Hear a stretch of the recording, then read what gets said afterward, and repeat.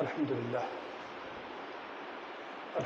رب العالمين والعاقبة للمتقين والصلاة والسلام على سيد الأنبياء والمرسلين وعلى آله الأنبياء والمرسلين وعلى كل الملائكة المقربين وعلى عباد الله الصالحين. أما بعد فأعوذ بالله من الشيطان الرجيم. بسم الله الرحمن الرحيم.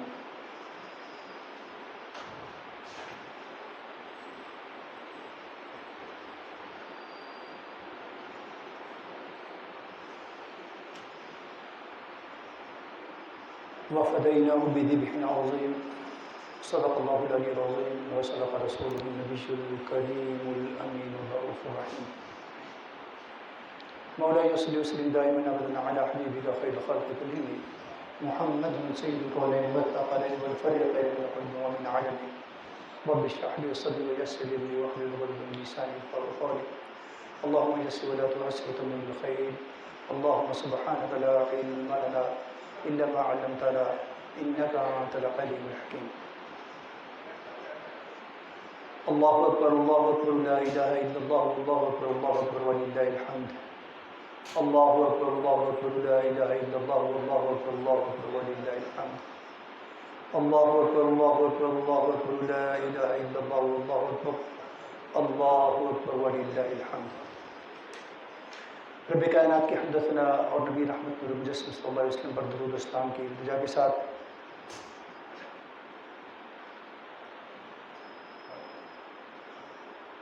قابل مبارک یہ ساعتیں جنہیں عید سعید کا نام دیا گیا، نبی رحمت مجسم صلی اللہ علیہ وسلم نے بنفس نفیس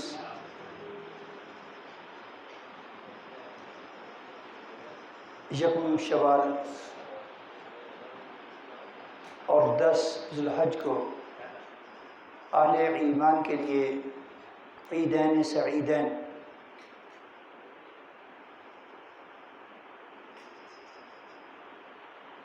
کی خوشیوں سے معنون کیا۔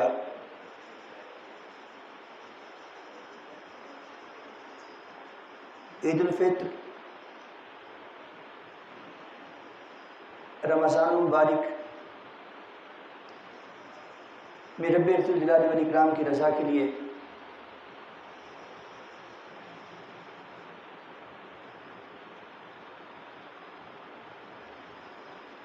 بھوک پیاس اور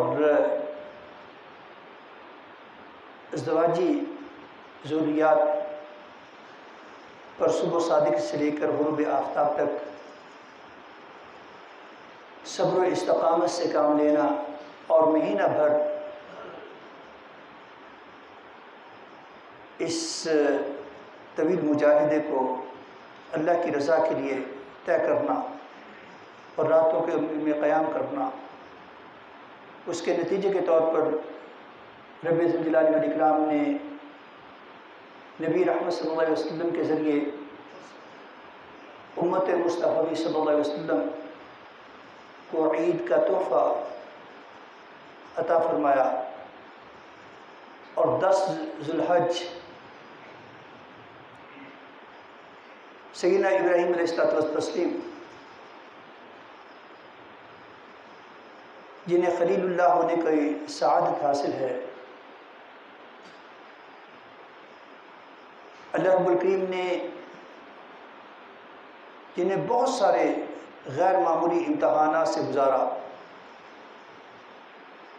اور پھر عظیم الشان کامیابیاں عطا فرمائیں۔ کبھی نار نمرود میں پھینکے گئے تو رب کائنات کے فضل و عطا سے وہ نار جس کی تپش کا یہ عالم تھا کہ اس کی بلندیوں پر سے کوئی پرندہ سلامت اڑ نہیں سکتا تھا، اس قدر حدت تھی کہ پرندوں کے پر جل جاتے تھے اور میلوں کی دوری تک اس کی شدت اور اس کی حدت ناقابل برداشت تھی۔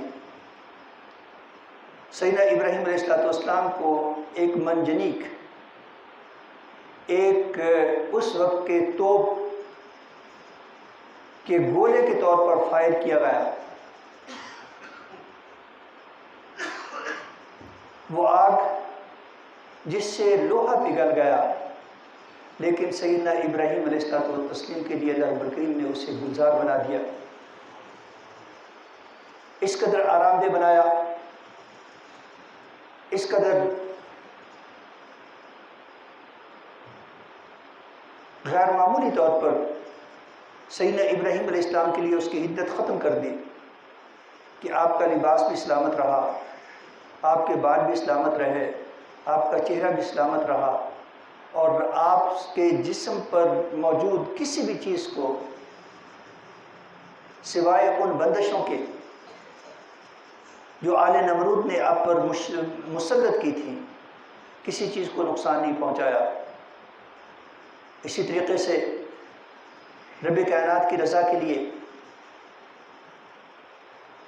حضرت اماں ہاجرہ اور نو مولود سیدنا اسماعیل علیہ السلام کو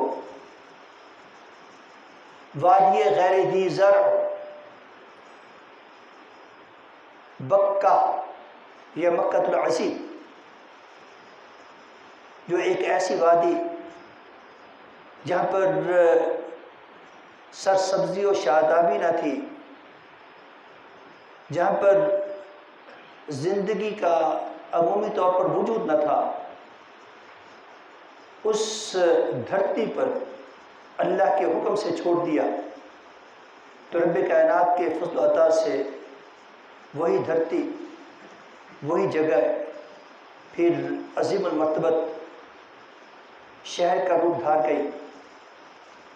اللہ رب الکریم نے اس جگہ کو اپنے گھر کی نسبت عطا فرمائی، اور وہی سیدنا اسماعیل علیہ السلام جب لڑکپن کی منزلیں طے کر رہے تھے تو رب کائنات کے حکم سے سیدنا ابراہیم علیہ السلام نے پیغام پہنچایا،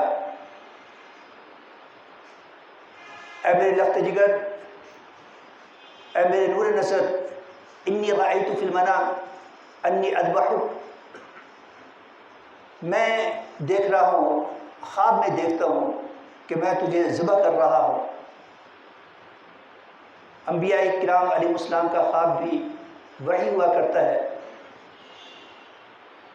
تو لخت جگر نور نظر نے کسی قسم کا اعتراض کے بغیر بڑی ہی سعادت مندی سے اور بڑی خوش دلی سے ابو جان کی خوشنودی کے لیے، رب کائنات کی خوشنودی کے لیے یہ عرض کیا، یا ابت فعل ما تؤمر، اے ابا جان آپ کو جو حکم دیا گیا ہے وہ کر گزرے، میری طرف سے کوئی اعتراض نہیں ہے۔ آپ کو جو حکم دیا گیا ہے، آپ کو جو پیغام دیا گیا ہے، آپ کے جو ذمہ لگایا گیا ہے، آپ اس پر عمل کریں، میری فکر نہ کریں۔ ہاں، میں آپ کو یہ عرض کر سکتا ہوں، ستجدنی انشاء اللہ من الصابرین، اگر میرے اللہ نے چاہا تو آپ مجھے صبر کرنے والوں میں پائیں گے۔ میں بے صبری کا مظاہرہ نہیں کروں گا، آپ کو تنگ نہیں کروں گا، آپ کو پریشان نہیں کروں گا۔ پھر ہم سب لوگ اس بات سے واقف ہیں، پڑھتے ہیں، بار بار سنتے ہیں کہ اللہ رب الکریم نے سیدنا ابراہیم علیہ السلام، سیدنا اسماعیل علیہ السلام جن کے ہاتھ پاؤں باندھ کر انہیں لٹا دیا گیا تھا، اور خود سیدنا ابراہیم علیہ السلام نے چھری چلانے سے پہلے اپنی آنکھیں بند کر لی تھیں، بعض روایات کے مطابق آنکھوں پر کپڑا لپیٹ لیا تھا۔ اللہ رب الکریم نے فرمایا وَفَدَيْنَهُ بِذِبْحٍ عَظِيمٍ، ہم نے حضرت اسماعیل علیہ السلام کی جگہ پر جنت سے ایک مینڈھا بھیجا، چھری جو بظاہر اسماعیل علیہ السلام کے گلے پر چلائی گئی وہ ان کے گلے پر نہیں چلی، رب کائنات نے اس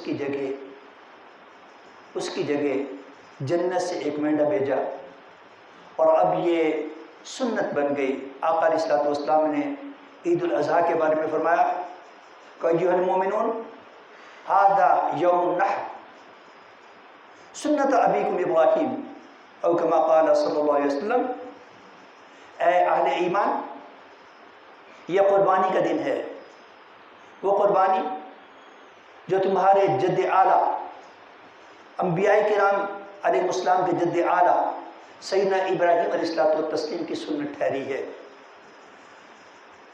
اللہ رب الکریم نے امتحان بھی لیا اور بہت بڑا امتحان لیا۔ حضرت ابراہیم علیہ السلام اس امتحان پر سرخرو ٹھہرے، اور بار بار امتحان لیا گیا، ہر امتحان میں سیدنا ابراہیم علیہ السلام سرخرو ٹھہرے، اور ہر مرتبہ رب کائنات نے ظاہری طور پر بھی آپ کو انعامات سے سرفراز فرمایا۔ تو آج کا دن یوم النحر، قربانی کا دن، سیدنا ابراہیم علیہ السلام اور حضرت اسماعیل علیہ السلام کے عظیم واقعے کی یاد دلاتا ہے کہ اے صاحبان ایمان، تمہارا سب کچھ در حقیقت تمہارے رب کا ہے، وہی خالق ہے، وہی مالک ہے، وہی قادر مطلق ہے، اور تمہاری یہ کاوش ہونی چاہیے، تمہارے ظاہر و باطن کا انداز یہ ہونا چاہیے کہ تمہارا سب کچھ اللہ کے لیے ہے۔ ان صلاتی و نسکی و محیای و مماتی للہ رب العالمین، میری نماز ہو، میری قربانی ہو، میرا جینا ہو یا میرا مرنا ہو، یہ سارے کا سارا اللہ کے لیے ہے جو سارے جہانوں کا پروردگار ہے۔ صاحب ایمان اس کی نیت ہر عمل کے لیے اللہ کی رضا ہونی چاہیے، اللہ کے حکم کی اطاعت ہونی چاہیے، اور جب اس کی نیت حکم الہی کی اطاعت ہوگی تو اس کا ہر عمل عبادت بن جائے گا۔ یاد رہے، عبادت صاحبان ایمان کے لیے محض کلمہ طیبہ، نماز، روزہ اور حج و زکوٰۃ کا نام نہیں ہے۔ صاحبان ایمان جب اپنی نیت کو اللہ رب الکریم کی رضا کی اور اطاعت کی مطابقت میں لاتے ہیں تو ان کا ہر عمل عبادت بن جاتا ہے، اور اگر غرض و غایت اللہ کی رضا نہ ہو تو پھر صرف رسم رہ جاتی ہے، عبادت نہیں ہوتی، چاہے وہ نمازی کیوں نہ ہو، چاہے وہ حاجی کیوں نہ ہو، چاہے وہ روزہ ہی کیوں نہ ہو، چاہے وہ زکوٰۃ ہو، جن کو ہم عبادات سمجھتے ہیں، اگرچہ عبادات کی ان شکلوں میں سے کوئی بھی شکل ہو اور دنیا کی نظر میں وہ ظاہراً کھلم کھلا ایک عبادت ہو، اگر نیت اللہ کی رضا کی نہیں ہے تو پھر وہ عبادت نہیں رہتی، وہ محض رسم بن جاتی ہے۔ انی وجہت وجہی للذی فطر السماوات والارض، صاحبان ایمان کو یہ پیغام دیا گیا کہ جب تم نے کوئی عمل کرنا ہے تو تم نے یہ طے کرنا ہے کہ میں ظاہری و باطنی طور پر مکمل شوق، ذوق، محبت کے ساتھ، ذمہ داری کے ساتھ اپنے آپ کو رب ذوالجلال والاکرام کی طرف متوجہ کرتا ہوں۔ میں یہ سب کچھ اپنے رب کی رضا کے لیے کرتا ہوں۔ جب اللہ کی رضا کے لیے کیا جاتا ہے تو ملازمت عبادت ہوتی ہے، کاروبار عبادت ہوتا ہے، زراعت عبادت ہوتی ہے، معاملات معاشرت عبادت ہوتے ہیں، والدین کو دیکھنا عبادت ہوتا ہے، اولاد کی تربیت عبادت ہوتی ہے، بہن بھائیوں کے ساتھ حسن سلوک عبادت ہوتا ہے، ہمسایوں کا خیال رکھنا عبادت ہوتا ہے۔ پوری زندگی صاحب ایمان کی عبادت بن جاتی ہے جب اس کی غرض و غایت اللہ کی رضا ہوتی ہے۔ اور اگر اس کے معاملات سے اللہ کی رضا نکل جائے تو پھر میں بار دیگر کہہ رہا ہوں کہ عبادات بھی محض رسم بن جاتی ہیں، عبادات بھی محض رسم بن جاتی ہیں۔ دنیا کی رسموں میں عبادت ہوگی، لیکن جب رسول برحق سید الاولین والآخرین نے یہ اعلان کر دیا کہ انما الاعمال بالنیات، کہ اعمال کا حقیقی دار و مدار محض نیتوں پر ہے، اور رب کائنات کے ہاں اعمال نہیں دیکھے جائیں گے، نیتیں دیکھی جائیں گی۔ رب کائنات نے فرمایا کہ لوگوں سنو، یہ جو دن ہے نا جس میں رب کائنات کی حمد و ثنا کے ساتھ اسی کی رضا کے لیے جانوروں، حلال جانوروں کا، شرائط پر پورے اترنے والے جانوروں کا قربانی کے لیے خود بہانا انتہائی محبوب ہے۔ فرمایا کہ لن ینال اللہ لحومها ولا دماؤها ولکن ینالہ التقوی منکم۔ یاد رکھو، کان کھول کر سن لو کہ رب کائنات کو نہ خون کی ضرورت ہے نہ گوشت کی۔ تمہاری طرف سے کی جانے والی قربانیاں، یہ خون اور گوشت، یہ یہیں پر رہ جانے والی چیزیں ہیں۔ ہاں، اس کی بارگاہ میں جو شرف قبولیت پائے گا وہ تمہارا تقوی ہے، وہ تمہارا اخلاص ہے، وہ تمہارا حسن نیت ہے۔ تمہاری نیت کس قدر خالص ہے۔ اور پھر یہ دیکھیں کہ رب ذوالجلال والاکرام کی طرف سے جب کوئی امر آتا ہے، کوئی عمل آتا ہے، کوئی حکم آتا ہے، تو اس کو صرف باطنی طور پر بھی نہیں، اگر ظاہری طور پر بھی دیکھیں تو وہ مخلوق خدا کے فائدے کا عمل ہوتا ہے۔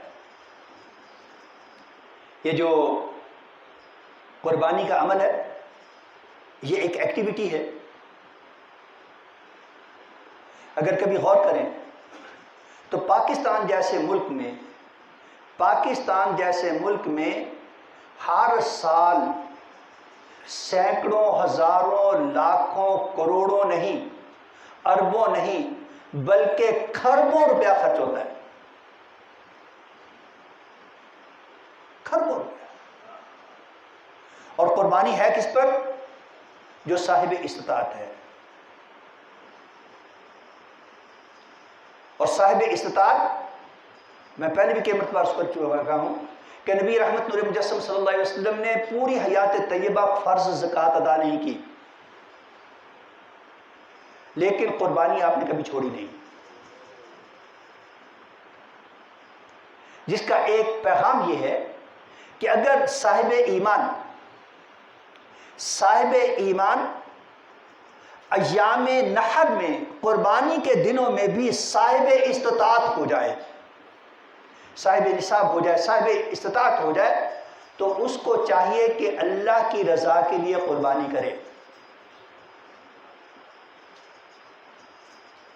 اور یہ کتنی بڑی ایکٹیویٹی، کتنا بڑا عمل، نبی اکرم صلی اللہ علیہ وسلم نے کیسی ترغیب دی۔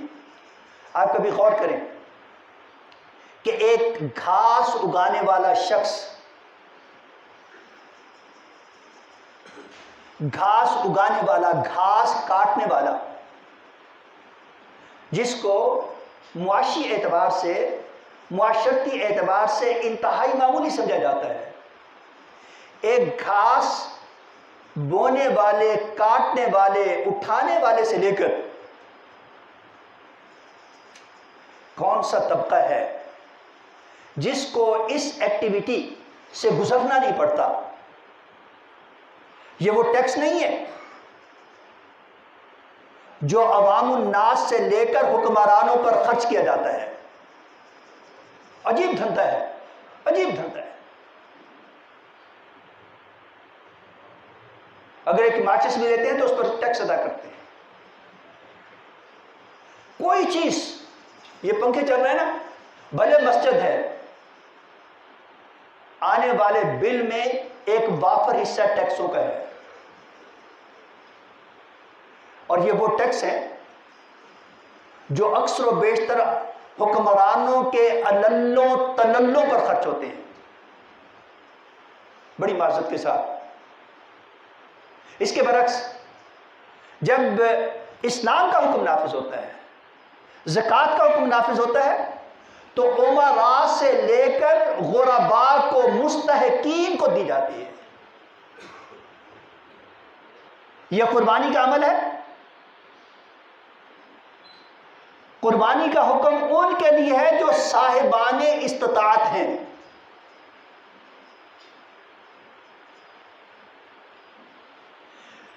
اور جو قربانی کے دنوں میں مالک نصاب ہو جائے، قربانی سے پہلے ہو یا قربانی کے دنوں میں مالک نصاب ہو جائے، یعنی اتنی مالیت کا مالک بن جائے، اس کو تحفہ ملے، اس کو وراثت ملے، اس کو تجارت میں فائدہ ہو، کسی بھی جائز طریقے سے، کسی بھی جائز طریقے سے اگر اس کے پاس اتنا مال آ جائے کہ جو زکوٰۃ کے لیے بیس بنتا ہے. میں نے پرسوں پوچھا تھا تو ہمارے کے ایجوکیشنسٹ نے اس وقت بتایا تھا کہ جناب 80,000 روپیہ تھا جو گزشتہ رمضان المبارک میں زکوٰۃ کے لیے بیس بنا. مفتیان دین متین نے، علماء کرام نے غور و فکر کے بعد حکومت کو بتایا کہ 80,000 روپیہ 80,000 روپیہ وہ مالیت ہے جو کسی صاحب ایمان کو صاحب نصاب بناتی ہے، اور 80,000 روپے پر زکوٰۃ کی ڈیڈکشن ہوئی تھی. یوں سمجھ لیجئے کہ جو شخص ضروریات اصلیہ سے ہٹ کر 80,000 کی مالیت تک پہنچ جاتا ہے، بھلے اس کے پاس 80,000 کا موبائل ہو، یہ نہیں کہ 80,000 نقد ہے اس کے پاس، 80,000 ضرورت اصلیہ سے ہٹ کر اگر اس کے پاس آ گیا تو اب وہ مالک نصاب ہے. مالک نصاب پر قربانی واجب ہے، یعنی اس شخص پر ہے جس کے پاس کچھ ہے. اور یہ جائے گا کہاں پر؟ جائے گا وہاں پر جن کے پاس کچھ نہیں ہے. یہ ہے اسلام کی فلسفی. اور اس کے پورے کے پورے سرکل میں دیکھیے، وہ گھاس بونے اور کاٹنے والا، اٹھانے والے سے لے کر جتنے مراحل ہیں، وہ ذمہ دار، وہ جو جس کے ہاں جانوروں کی پرورش ہوتی ہے، غریب غربا، دیہاتوں میں، جنگلوں میں، پہاڑوں میں بکریاں پالنے والے، بزدار. بزدار سے مطلب وہ آپ کا وہ نہیں ہے جو کیا تھا ابھی صاحب کا جو وزیر اعلیٰ. بزدار ایک قبیلہ ہے جو بھیڑ بکریاں پالتا ہے. بزدار ایسے فرد کو کہتے ہیں جو بھیڑ بکریاں پالے یا بھیڑ بکریوں کی نگہداشت کرے، جس کی ذمہ داری بھیڑ بکریوں کی نگہداشت ہو. اس سے لے کر ٹرانسپورٹیشن آپ دیکھ لیں، کتنی بڑی ایکٹیویٹی ہے، کھربوں روپے کی ایکٹیویٹی ہے. پھر قربانی کے بعد بھی دیکھ لیں، کھالوں کا معاملہ، اس سے چلنے والی انڈسٹری، یہ اتنا بڑا ایونٹ ہے. اگر ہمارے پالیسی میکرز اس کو صحیح طریقے سے پلان کریں تو یہ ملکی معیشت کی بہتری کے لیے ایک بہت بڑا سٹیپ ہو سکتا ہے. اور اس کا بوجھ کسی پر نہیں ہے، بوجھ کسی پر نہیں ہے. یہ مالداروں سے لیا جائے گا، مالدار اپنی خوشی سے صرف کریں گے. اور جب اللہ کی رضا کے لیے ہوگا، یہ سارے کا سارا عبادت ہوگا، سارے کا سارا عبادت ہوگا. مشرف کے دور میں ایک مرتبہ جبرن ٹیکس وصولی کا سلسلہ شروع کیا گیا، تو اس وقت مجھے یاد ہے کہ میں نے اسی مسجد کے ارد گرد، جس میں زیادہ تر لوگ جو ہے وہ تجارت پیشہ ہے، ان سے اپنے طور پر ایک سے نہیں بہت سارے لوگوں کو انٹرویو کیا، اپنے طور پر پوچھا، تو پتہ چلا کہ جس ٹیکس کو وہ دینے سے انکاری یا عذر اختیار کر رہے ہیں، وہ ٹوٹل ٹیکس جو پورے سال کا بنتا ہے اس سے کہیں زیادہ ان لوگوں کی زکوٰۃ بنتی ہے جو وہ خوش دلی سے دیتے ہیں۔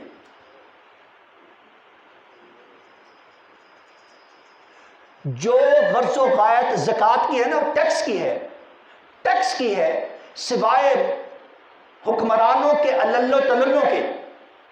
یاد رکھیں کہ اسی سے ملتے جلتے پیغامات، اسی سے ملتے جلتے جو احکام ہیں وہ زکوٰۃ کے ہیں۔ زکوٰۃ خوش دلی سے دینے کو تیار ہے اور ٹیکس دینے کو نہیں۔ ابھی صورتحال بدل گئی ہے، پیسوں سے میرا خیال ہے روپوں میں چلے گئی ہے۔ ایک وقت تھا کہ مختلف کمپنی کے ریٹس ہوتے تھے 9 روپے 99 پیسے، بچپن سے یہ دیکھتے تھے۔ جب خود سے ٹیکسیشن کی اسپیشلائزیشن کے لیے مختلف مراحل سے گزر رہے تھے تو تب پتہ چلا کہ یہ ایک سٹیپ ہے کہ ایک پیسے سے سٹیپ بدل جائے گا، سلیب بدل جائے گی۔ اس کو بچانے کی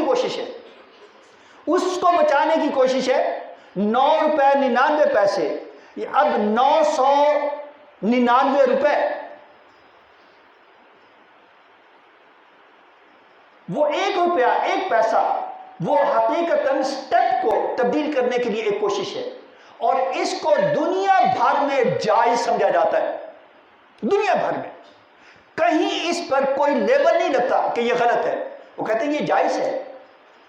ٹیکس کو اگر آپ کنٹرول کر سکتے ہیں، اوائڈ کر سکتے ہیں لیگل وے سے، تو اس میں کوئی حرج نہیں ہے۔ آپ سب لوگ جو زکوٰۃ دیتے ہیں، آپ اب ذرا غور کیجئے گا، جب زکوٰۃ دینا ہوتی ہے، کیا کبھی ایسا ہوا کہ کسی نے قابل زکوٰۃ جو اشیاء ہیں ان کی مالیت کا تعین کرتے ہوئے اس کی قیمت کم کرنے کی کوشش کی ہو؟ اگر اپنے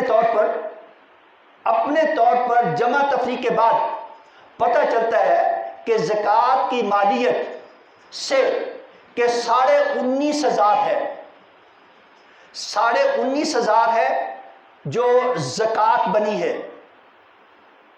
کتنے لوگ ہوں گے جو 19.5 کو 19 کی طرف لائیں، 19.5 کو 20 نہیں کریں، یا 19 کو 20 نہیں کریں، یا 18.5 کو 20 نہیں کریں؟ اس کو بڑھانے کی کوشش ہوتی ہے، اس میں کمی کی کوشش نہیں ہوتی۔ یہ پتہ ہے کہ یہ اللہ کی رضا کے لیے ہے، وہ رب جو شاکر علیم ہے، سب سے بڑا قدردان ہے۔ یہی معاملہ قربانی کا بھی ہے۔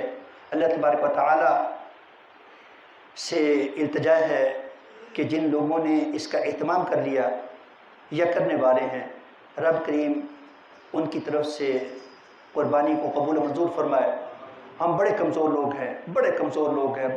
لوگ ہیں، شیطان کی شیطنت اور اس کے شتونگڑے بڑے طاقتور ہو گئے ہیں، ان سے بچنا ہمارے لیے محال ہوتا ہے۔ اگر ہم سے کوئی غلطی، کوتاہی، لفظ نیت کی، ارادے کی، عمل کی ہو جاتی ہے تو اپنے فضل و کرم سے ہمیں معاف کرتے۔ وآخر دعوانا ان الحمد للہ رب العالمین۔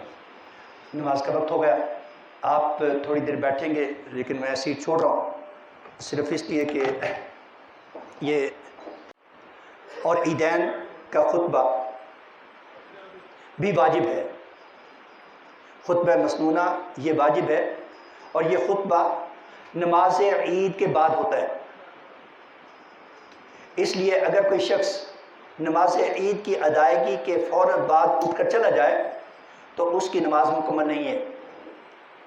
نبی رحمت صلی اللہ علیہ وسلم نے عیدین کے خطبے نماز عید کے بعد ادا کیے، اور میں باری دیگر کہہ رہا ہوں یہ واجب ہے۔ اور نماز پنجگانہ فرض ہے، نماز فجر فرض ہے، نماز ظہر فرض ہے، نماز عصر فرض ہے، نماز مغرب فرض ہے، نماز عشاء فرض ہے۔ اور آقا علیہ الصلوۃ والسلام فرماتے ہیں من ترک الصلاۃ متعمدا فقد کفر، اور کما قال صلی اللہ علیہ وسلم، جس نے جان بوجھ کر ایک بھی نماز چھوڑی اس نے کفر کیا۔ فرمایا کہ بین العبد والکفر ترک الصلاۃ، کفر اور اسلام کے درمیان اصل فرق نماز کا ہے، بہت بڑا فرض ہے۔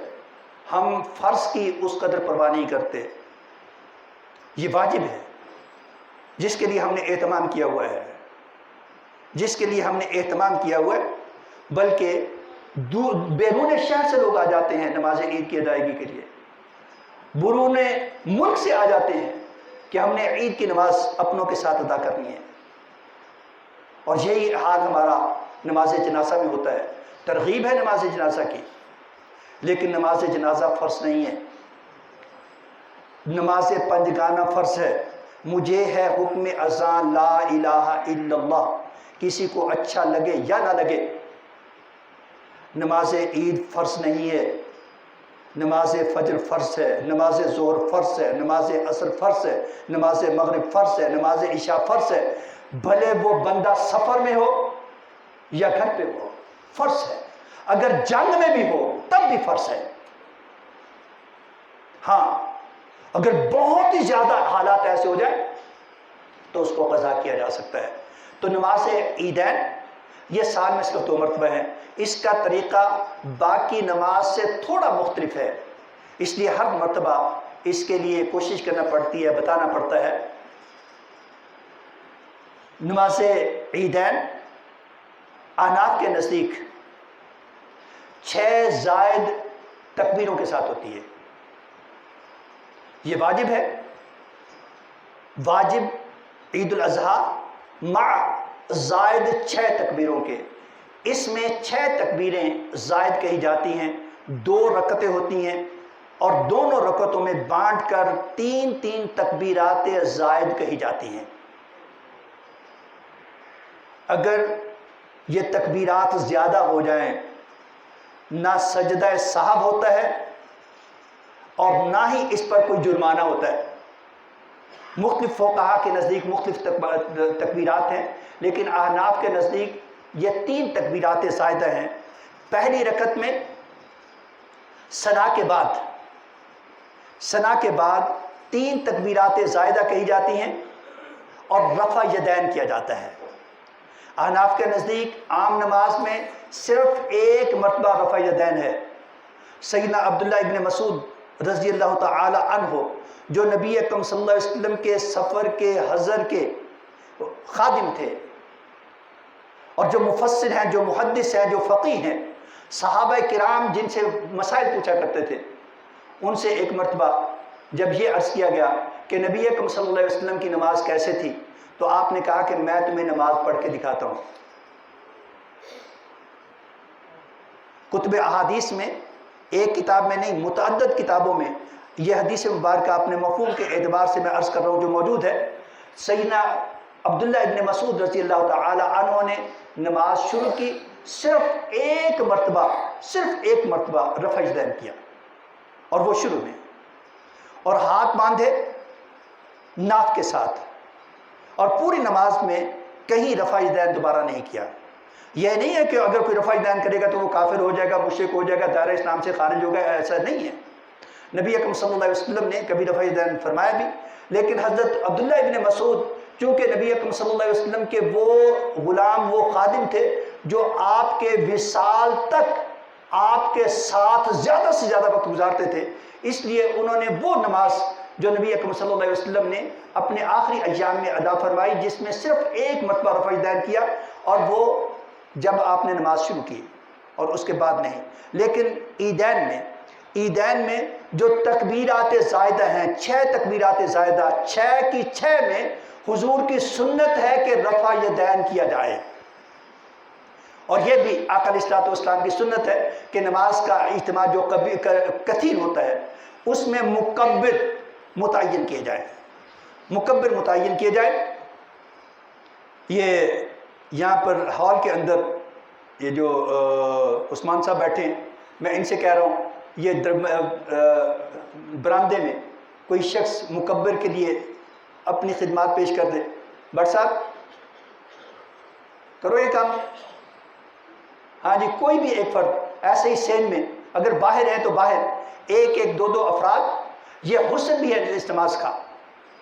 6 تکبیرات زائدہ، پہلی رکعت میں ثنا کے بعد 3 تکبیرات زائدہ کہی جائیں گی، اور تیسری تکبیر کے بعد پھر قرات ہوگی، اور پوری رکعت عام نماز کی طرح مکمل ہوگی۔ اور دوسری رکعت میں رکوع میں جانے سے پہلے 3 تکبیرات زائدہ کہی جائیں گی، اور چوتھی تکبیر رکوع کی ہوگی اور نماز مکمل کی جائے گی، اور اس کے بعد خطبہ عید ہوگا۔ جس طرح نماز عید واجب ہے، ایسے ہی اسی کا سٹیٹس خطبہ کا ہے۔ اللہ تبارک و تعالی ہمارے لیے آسانی فرمائے اور قبولیت عطا فرمائے۔ وآخر دعوانا الحمدللہ۔